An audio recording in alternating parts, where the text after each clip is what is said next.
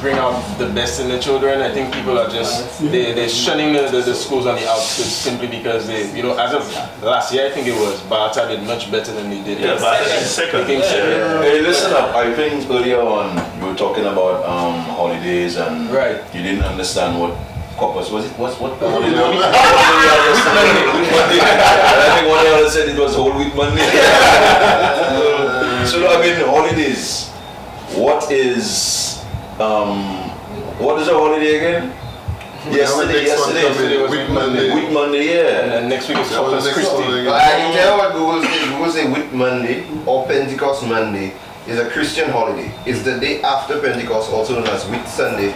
So I sure Harfield didn't know Sunday was Whit Sunday. You see? So when are we coming in? It commemorates the descent of the Holy Ghost upon the disciples of Jesus according to the New Testament. It's what you call a movable feast because it's always celebrated a certain amount of days after Easter. But still, let's get you on top of your game. I don't know why it's called that. It's a feast. That's all I know. Yeah. so you have to eat weeks. But Why? It's not WHIT. But why? Like your week. I mean, years ago we used to have Aqua Action around that same time, and then they changed it to jazz. Right? Around the same time. You know what I mean. You know what I mean.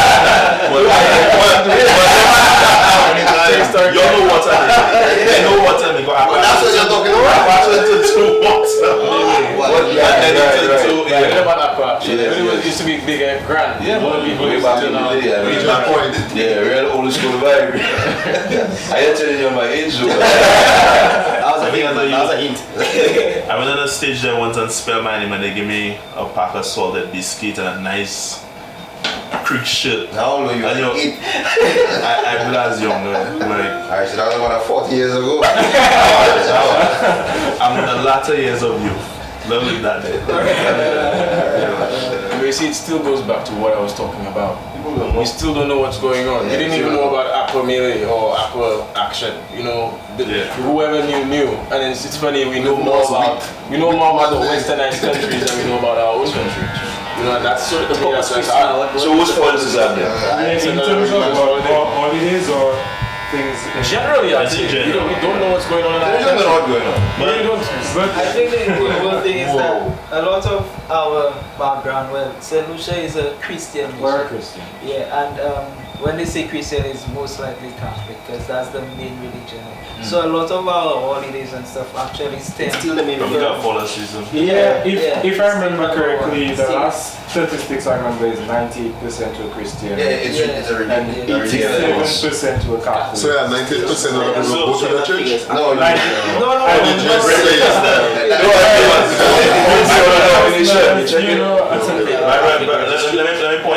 Let me point this out.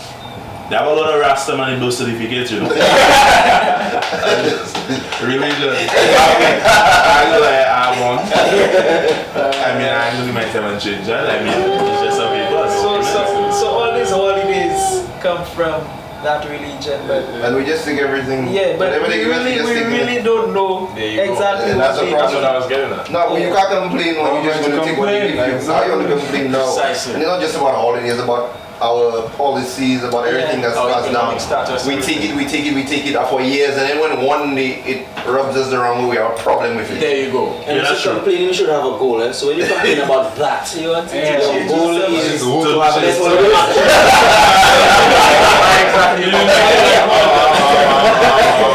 I think our goal is for more information, more sensitization. It should be our goal. Yeah, and generally I think too, there are quite a few things that you know, as young men we are unaware of. We never get the chance. That to is so discuss. true. You know, for example, there is a move now to bring up the age of consent from 16 to 18. How many of us know that? What do we think about that? I've heard about it. I heard about it also. So what do you think about that? Loads of implications. I don't feel From like 16 now to 18. it's not going to change anything. Really? In my I point don't of think view. it's going to change. So if you as a young man, you were dating a 16-year-old and they put the rule and she's 17 now, that means Yeah. you have to Sure, it well. It means that But I mean, how many of us? they're not going to break up. Exactly, because like thinking practically, how many of us Okay, exactly. But I have another question. When it was 16, how many people waited for 16? Exactly. That's I don't think it's going to change. Yeah, that one's we sexual beings, you know, we're driven to eventually get to that point, you know, that we have to. I think what they need to do before they start setting these standards for age range and things of the sort, they need to start bringing forth the awareness for the males and females a little bit more, not just for HIV, AIDS and sexually transmitted diseases, but the spiritual and psychological effects of sex really and truly. And then the moment they do that, I think we can have a stronger gauge on who does what, when, and how. You know, I think we still live in a childish society. Absolutely. In terms of our entire society, there are certain things that we don't want to speak about. We don't speak about sex. We don't speak about religion. Don't speak about politics. Almost like leave that for the big people. But it's not just the big. Our entire society is like that. And I think to our parents lack the ability or the comfort in terms of talking to their children. It's taboo based on their experiences with their parents. It's very taboo. Because if my mother couldn't talk to her mother about that, how does she know how to talk to anyone? Exactly. And you find you have to be a parent who steps out of their comfort zone, move from the traditional to be more beneficial to your child. Because it's difficult, even, and you'll say for fathers who don't take care of their children, most likely their father didn't take care of them. People will say, well, oh, my father didn't used to take care of me, so why did he take care of my son? Especially in a technological era where there's a lot of misinformation. Exactly. That it's true that you zone in and you let those young people know, your children, you educate them as to, you know. And again, you have to ask yourself, as a parent, at what age should I actually begin speaking about these things to my children? Now, if you take too long, that child will already begin being taught by what they see on their phones, on the internet. And now, and you have a disparity there between what actually is and what is being sold, because we know sex sells. Almost every advertisement has a nice lady, and of course it's making you more interested in it. True. And that is what are attracting our even younger individuals these days. I heard a professor say, not to cut you short, that pubic hair, H-A-I-R, means it's time to start to hair, H-E-A-R.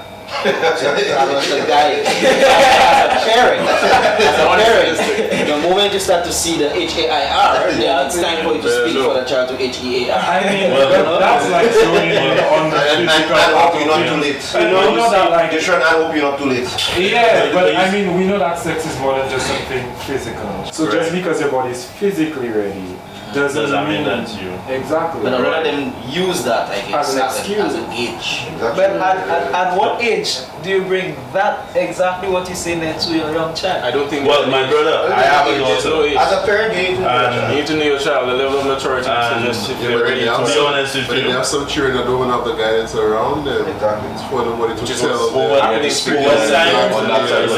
older So she they'll gets, be the more outside important. they'll say, oh my God, she's missing. But she's not really missing, she's just, you know. I'll tell you something too, fellas. By the way, how many of you have children? Yep. I'm just...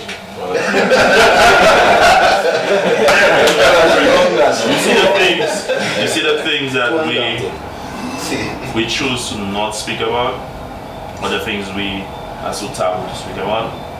If we don't speak to our, not just the children, but the young people in our community about it, they will go to the devices. And one thing I've realized, right, and I said it to somebody the last time, I could have gone to somebody older and speak to about something, right? The generation changed now. Our young people go to each other and the devices. Now when I go to Google and I say to Google, show me a vagina, Google does not tell me, are you sure you want to see that? Oh, why do you want to see that? Google will show me white, black, yellow, green, alien, cartoon, you name it, right? Same goes for our children. So if we don't hold those type of conversations with our children, they will go and search for themselves, and it's highly likely what they would get is a lot more than what they would need. Because they have choices. Google gives them choices. And pages. Exactly. Pages. I've never heard Google say, how old are you? Never. Or the only thing they ask you, are you 18? But you still have to click yes or no. Yeah, I know. You would lie. But you see, in truth, these devices have parental control. Now, a lot of us don't take heed of these things. Exactly. How We can don't you look give an 8-year-old a tablet? precisely. We wouldn't do that. That's Yeah. right. The problem is the generation gap. Right now, the millennials are quite different from the generations, and precisely. So, we need to come to a fuzzy area right now. Right, we need to come to a place of peace where we can both liaise properly, where the delivery of the information can be brought across in such a way where we can understand it, the millennials can understand it on a respectful basis, of course. And with that, I think we can really channel ourselves positively on a level where we can grow from what we learned from our forefathers and the people before us, without having to go to these devices. True. You know, that's basically what it is. We just the delivery of the information that needs to be curtailed properly. Transfer. And that's basically what it is. Because before a village raised a child, now it's a tablet and a laptop. That's right. Because mommy probably working in this hotel, or I might be a barrel baby, where because a barrel is sent for me, all of a sudden like my mother thinks she's mother of the year. Right. So I have all the best shoes that this is that. But But that's a problem because I find parents coming here in the barbershop bringing the kids. Right. Usually to calm down them kids. They give them a tablet. A tablet, a phone, any type of electronic device, and they sit there quietly. Why do you think there's a problem like that? Well, Why is that? Why kids are so, I think into this type of technology? It almost seems like as if they're born for a chip in their head. that's actually kind of like... First of all, they're born into the times. The times you were born into, you would see your mother going outside and cooking and whatever else. The times that these children are born into, they see you, the parents, pull out your cell phone. That's right. And the tablet and the laptop. It's not your fault, that's the time you're in. So they're born into a time where the first thing they've seen is a cell phone. Every time they see, in their mind, subconsciously as little children, they think, hey, mommy always on that phone, hey boy, what that phone have? Right. They, subconsciously, they learn it from us. Just like we learn from our forefathers. So we now, as a society, we advance in many different ways, spiritually, technologically, you know, all kind of advancement. But when you see we advancing so quickly technologically, we have to strike a balance with ourselves and our children. We have to be like, you know what happened? That tablet, no, let's go outside and kick a ball. Let's go exactly. How many parents and read a take book. the time to do that? Let's go on a hike or something where you see nature and because we have to do it. We have to be there. You used to see your grandmother going outside and you was intrigued by that for some next.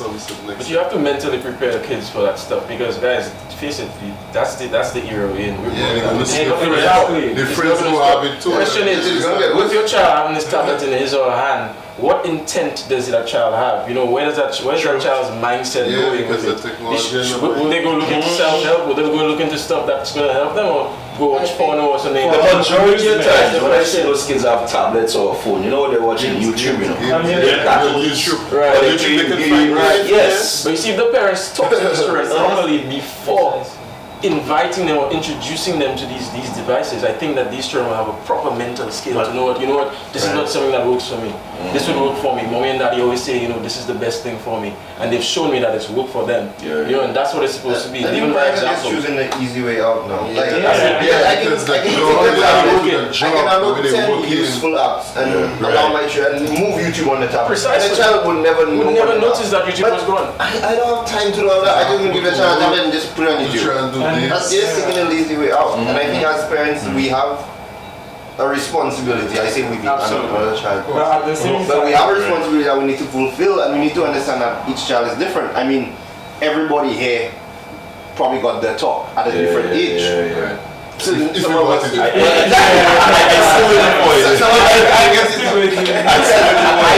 you never got it? I never got a talk. I never got a question. Do you know what this means? Are you okay with this? Okay. Why not got a talk? Listen, when I was 13 years old, I had a talk with my father. My father called me into the room and he told me, you are a teenager now. The age of 18, when you become a man, that's the time when you're supposed to be leaving. He didn't actually tell me to leave at 18. He said when you turn 18, that's when you're supposed to be a man. I got that talk. Yeah. You never want that talk? I think I got the man talk, but I don't think I got the You business. think that's problem to tell a child at 18 years old they deem to be an adult in the eyes of society, hence at 18 you must just automatically just assume these responsibilities without even having the proper, you know, preparation for it. You think that's correct? Anxiety begins. Exactly. Anxiety. Well, I think that's a good time to prepare. I know what I wanted to do. I know what I wanted to do at the age of 18. I think you prepare and you're moving from teenage to adolescence. So now is the time for you to think like, oh my God, I'm not on my mother account anymore. That's basically what he's saying as a man. Yeah. It's not, You have to be able to tell It doesn't necessarily mean that you have to go and be doing everything like a man. You know what I mean? It just mean like don't feel I have to pull it out every time. I can, I will, I should. I'm not supposed to be giving you $5 every time. You know what I mean? But I'm not obligated. Yes, So that's what that's it. That's it. telling you. Yeah, Well, that's how what I I got want that to talk. I don't know how you got, but how I got that talk, I remember I graduated and the week after I was told, now hear that. Nobody will stay in house if they're working. The only way you stay in house if you're not working is if you're at school. So it's either you go back to school or you go and find something to do with yourself. Absolutely, that makes sense. Man, you nobody had money to send me to school. So it was really hard. So I literally called out over they said, Bonzi. What you want to go? And I end up suffering. So I end up suffering. To be honest with you. Yeah, because I said, boy, it's like nobody hiring me. I mean, I don't know what I get. I mean, I know what I do well and stuff, but who hiring me right now there? So true. There's a topic everybody's scared to talk about. The topic of marijuana. Well, I know personally from a medical point of view, any form of smoke inhalation, not good. Yeah. That's just point blank.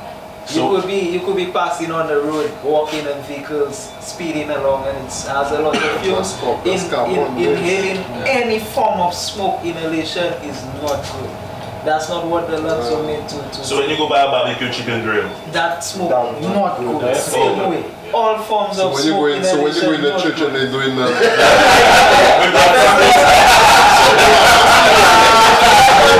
98% of people.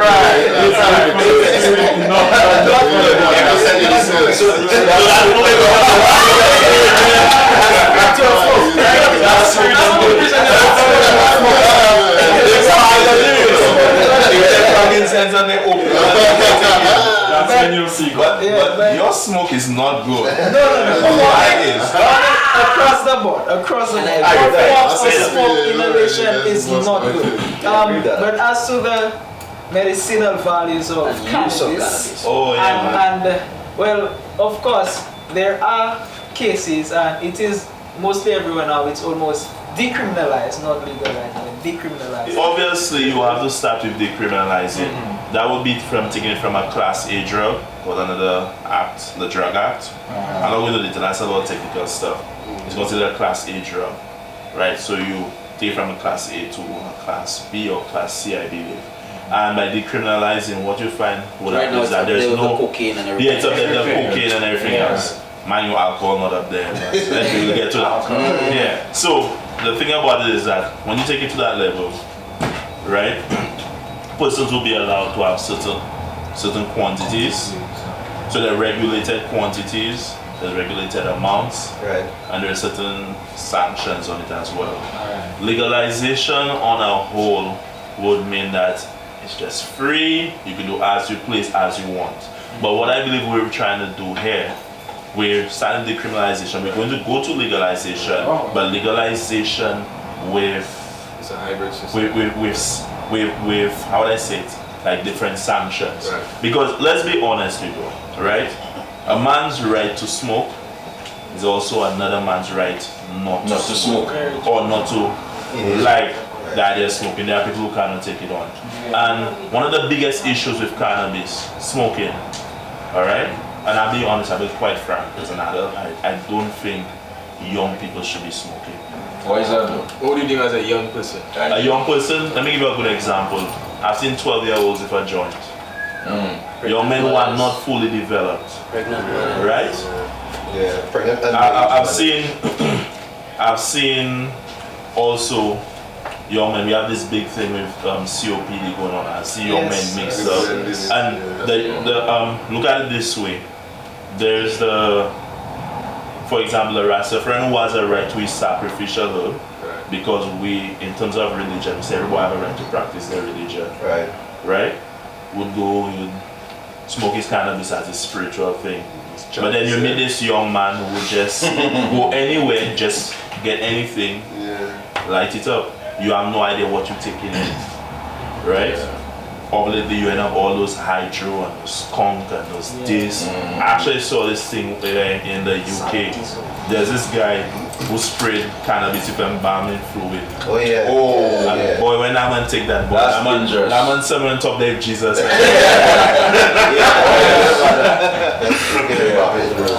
That's very dangerous. Also, I know about a friend of mine who actually lost his job through. All the time we used to have parties. Now I always used to bring cake to work, boy. People eating cake. Marijuana. But one Saturday, somebody took a little too much cake and they were running on the road naked. And as a result of this, people lost their jobs, people in the hospital and stuff like that. So at the end of the day, it's like you really have to be careful how you do it. So even if you, the way I say, when we go to legalize, there will be regulations, sanctions, and there would also be things like, for example, smoking areas. So if you're into smoking and this and that, you have your area, you can put on whatnot. The other issue is that there are a lot of young men in jail for a joint, or whatnot. So like saying that they're in jail for the possession of marijuana, if it were to be decriminalized, how would you? All those charges should be expelled. But should they be compensated? That's a very good question, because if we have to go back in history, being locked up. how many of you? You guys are still money, like he compensates everything. That's the only thing. How many of us Those who have been in jail for the possession, give them money. Because you were expecting the time. I can't take it back. I would say, that's ticklish. You know why? Yeah. You remember that song police put him on Jimmy? You know people kill them on Jimmy? How do you compensate them? I think every single family has been affected by how society has dealt with marijuana, cannabis before. How would we factor that in? But to add to your question as well, I have sat with some of the young men, especially those within the horse industry, and I would hear them saying things like, "Boy, exams coming out, blood in the weed, you know." And for me, listening to them further, to me, they have realized that for themselves, the smoking would reduce their ability to retain. So when he says that he thinks, young people should not smoke it, for me, I can relate it a bit to that, in terms of the question. When they have fellas that smoke it and they believe they have power and they the smartest person. Are you serious? True. They have people. Marijuana is a case by case thing. It's on the individual as well. There must be a level of accountability. It's good to go to alcohol. It's good to go to alcohol because you might take 3 glasses and you're good, and I might take 3 glasses and I will. I think accountability comes into play because I remember there was this forum at UWE campus, and the principal stood up and said something, and I was like, wow. He said the young men from the Rastafarian families, like the Bobo Ras and them, who they actually know use cannabis, they do well at school. Right. Use cannabis. From smoking, eating, everything as part of the rituals. Right. So those guys do well at school. They don't give trouble anything. Right. But then the young men who abuse it, or just go sit on the block, get high. I think the abusing is mixing the weed. I think the COPD that's a big big thing about. I think when they mix it, that's when it's messed up for them. I think abuse can be quantities too. It's not just that too. It's your environment too. Because where you are taking this, thing that's stimulating your mind and sending your mind where you want it to go and beyond, and the people you are around and what you see plays a lot to do with it, because that's true. The same Rastafarians, they would be at their home probably with the parents. That's true. That's right. Holding a chant, meditation, whatever their practice would be. Fellas have been talking all night and so I think it's the time for me to go now. That would be $35.